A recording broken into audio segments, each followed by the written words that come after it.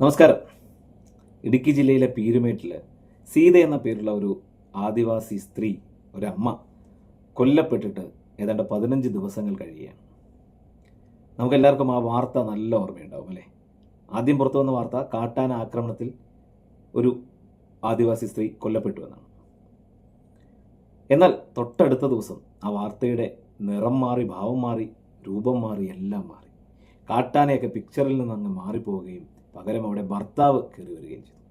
അതേ ഭർത്താവ് ബിനു അതിക്രൂരമായി സീതയെ കൊലപ്പെടുത്തിയതാണ് വനത്തിനുള്ളിൽ വെച്ചെന്നാണ് അടുത്ത ദിവസം വന്ന വാർത്ത.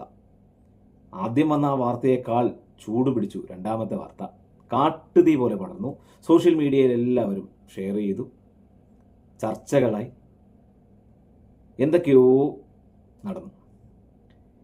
ഈ കാട്ടാന ആക്രമണത്തിൽ ആണ് മരിച്ചതെന്ന വാർത്തയിൽ നിന്നും എങ്ങനെയാണിത് ഭർത്താവ് കൊന്നതാണ് എന്ന വാർത്തയിലേക്ക് വന്നത്?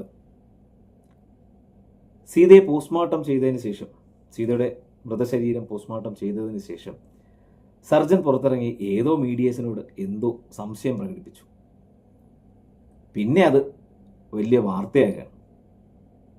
കാട്ടാനാക്രമണത്തിൻ്റെ ലക്ഷണങ്ങളൊന്നും കാണുന്നില്ലെന്ന് വാവിട്ടൊരു വാക്ക് ആ സർജൻ്റെ കയ്യിൽ നിന്ന് വന്നിരിക്കുന്നു എന്നാണ് മനസ്സിലാക്കുന്നത്. അതാണ് വലിയ വാർത്തയായി ബിനു കൊലപ്പെടുത്തിയതാണെന്ന വാർത്തയിലേക്ക് മാറിയത്. അന്ന് തന്നെ, ഈ സംഭവം ഉണ്ടായ അന്ന് തന്നെ മറ്റൊരു വീഡിയോ പുറത്തു വന്നിരുന്നു. ബിനു സീതയുടെ മക്കളുമൊക്കെ ഒരുമിച്ചിരുന്നുകൊണ്ട് സംഭവങ്ങൾ വിശദീകരിക്കുന്ന ഒരു വീഡിയോ. ആ വീഡിയോയിൽ എന്താണ് പറയുന്നത്? നമ്മൾ ശ്രദ്ധിക്കേണ്ട ഒരു കാര്യം, സീതയുടെ ഭർത്താവാണ് ബിനു, പക്ഷേ ആ മക്കളുടെ അച്ഛനല്ല ബിനു, അവരുടെ രണ്ടാനച്ഛനാണ്. ആ രണ്ടാനച്ഛനെ രക്ഷിക്കാനായി ആ മക്കൾ സധൈര്യം കുറച്ച് കാര്യങ്ങൾ എന്താണ് അവിടെ സംഭവിച്ചതെന്ന് പറയുന്ന ഒരു വീഡിയോ. എന്നാൽ ആ വീഡിയോയുടെ താഴെ വരുന്ന കമൻറ്റുകൾ ഇവർ തന്നെയാണ് കൊന്നത്. അയാളുടെ ഇരിപ്പ് കണ്ടാൽ അറിയാം ആ മക്കൾ പറയുന്നതും കള്ളമാണ്. മക്കളെയൊക്കെ ഒന്ന് കുടഞ്ഞാൽ കൃത്യമായിട്ട് കാര്യങ്ങൾ മനസ്സിലാക്കാൻ പറ്റും എന്നൊക്കെയാണ് കമൻറ്റുകൾ ആ വീഡിയോയുടെ താഴെ വന്നത്. എനിക്ക് ആ വീഡിയോയുടെ താഴെ അങ്ങനത്തെ കമൻറ്റുകൾ ഇട്ട ആളുകളോട് പറയാനുള്ളത്, ഇത് ഞാൻ ഈ ഇരുന്ന് വീഡിയോ ചെയ്യുന്നത് പോലെ, ഇപ്പോൾ ഈ സംസാരിക്കുന്നത് പോലെ സംസാരിക്കുകയോ, അല്ലെങ്കിൽ നിങ്ങൾ പലരും ഓരോ ദിവസവും സംസാരിക്കുന്നത് പോലെയൊക്കെ സംസാരിച്ച് ശീലമൊന്നുമുള്ള ആളുകളല്ല അവർ. അവർക്ക് അങ്ങനെയൊക്കെ പറ്റൂ.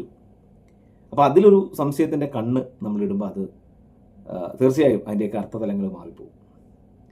ഈ കാര്യത്തിൻ്റെ സത്യാവസ്ഥ പുറത്തു വന്നേ മതിയാകും. ഞാനിപ്പോഴും പറയുന്നില്ല അത് എന്താ പറയുന്നത്, ബിനു കൊന്നതല്ല എന്നൊന്നും പറയാൻ ഞാനാണല്ല. ഇതിൽ ബിനു പ്രതിയാണോ അതോ കാട്ടാന തന്നെയാണോ പ്രതി, ഇതൊന്നും പറയാൻ ഞാനാണല്ല. പക്ഷേ പറയാൻ പറ്റേണ്ടവരുണ്ട്, പറയാൻ പറ്റുന്നവരുണ്ട്. അവരത് എത്രയും വേഗം പുറത്തു കൊണ്ടുവരണം. ആ മനുഷ്യൻ, ബിനു എന്ന ആ മനുഷ്യൻ ഈ വിഷയത്തിൽ തെറ്റുകാരനല്ല എന്ന ഒരു നിമിഷം നിങ്ങളൊന്ന് ചിന്തിച്ച് നോക്കിയാൽ നമുക്ക് ആ വേദന മനസ്സിലാക്കാൻ പറ്റുമെന്നാണ് എനിക്ക് മനസ്സിലാകുന്നത്. ഞാൻ അത്ര ചിന്തിക്കുന്നുള്ളൂ. 1% ഈ വിഷയത്തിൽ അദ്ദേഹം തെറ്റുകാരനല്ല, അയാൾ കുറ്റക്കാരനല്ല എന്നൊന്ന് ചിന്തിച്ച് നോക്കിയതാണ്. ആ ഒരൊറ്റ ചിന്തയുടെ ഇതിലാണ് ഞാൻ ഈ വീഡിയോ ചെയ്യുന്നത്. നമ്മുടെയൊക്കെ നിയമ സംഹിതയിൽ പറയുന്നത് എന്താണ്? 1000 കുറ്റവാളികൾ രക്ഷപ്പെട്ടു പോയാലും ഒരു നിരപരാധി ശിക്ഷിക്കപ്പെടാൻ പാടില്ല. നമ്മുടെയൊക്കെ ജയിലറകളിൽ ഇന്ന് ഒരു തെറ്റും ചെയ്യാത്ത എത്രയോ ആളുകൾ കിടക്കുന്നുണ്ടാവുന്നറിയോ? അതിലൊരാളായി ബിനുവിനെയും മാറ്റാനാണ് പലരും ശ്രമിച്ചതെന്നാണ് എൻ്റെ ഒരു തോന്നൽ. ഞാൻ പറഞ്ഞത് തോന്നലാണ്. പക്ഷേ അത് എന്താണെങ്കിലും പുറത്തു വരണം. ഇതിന് ഏറ്റവും ആധികാരികമായിട്ട് ഈ സംഭവം പുറത്തു കൊണ്ടുവരാൻ പറ്റുന്ന ഒരു കാര്യം എന്ന് പറയുന്നത് സീതയുടെ പോസ്റ്റ്മോർട്ടം റിപ്പോർട്ടാണ്.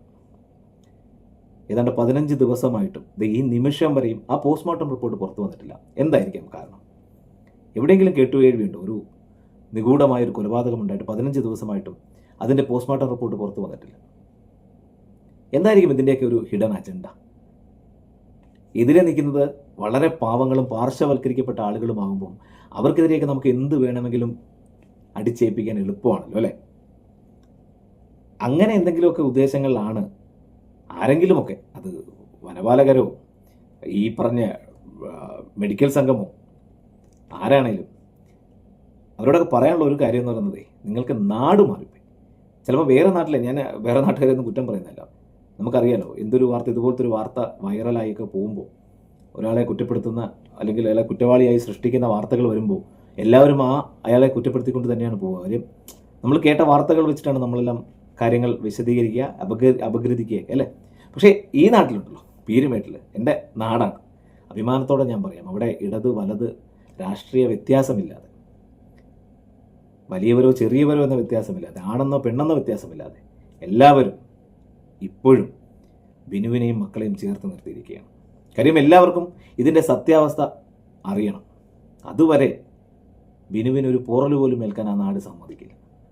മറിച്ച് ഇത് ബിനു തന്നെയാണ് ചെയ്തിരിക്കുന്നത് എന്ന എന്തെങ്കിലും തരത്തിലുള്ള തെളിവുകളോ കാര്യങ്ങളോ കിട്ടി വന്നാൽ ആ ബിനുവിനെ അറസ്റ്റ് ചെയ്യാനും നിയമ നടപടികൾ നേരിടാനും ഒക്കെ ആ നാട്ടുകാർ തന്നെ മുന്നിട്ടിറങ്ങും.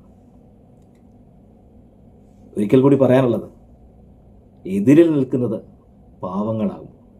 അവരെ ചവിട്ടി അരയ്ക്കാൻ ശ്രമിക്കുന്ന ഒരു വ്യവസ്ഥിതി നമ്മുടെ ഈ നാട്ടിൽ കുറേ കാലങ്ങളായിട്ട് കണ്ടുവരുന്നതാണ്. ആ വ്യവസ്ഥിതിക്ക് മാറ്റം വന്നേ പറ്റൂ. ഇതിൽ ആരാണ് ഇതിൻ്റെ പിന്നിലെ ഈ കളികളൊക്കെ കളിക്കുന്നതെന്ന് കണ്ടെത്തേണ്ടത് അത്യാവശ്യമാണ്.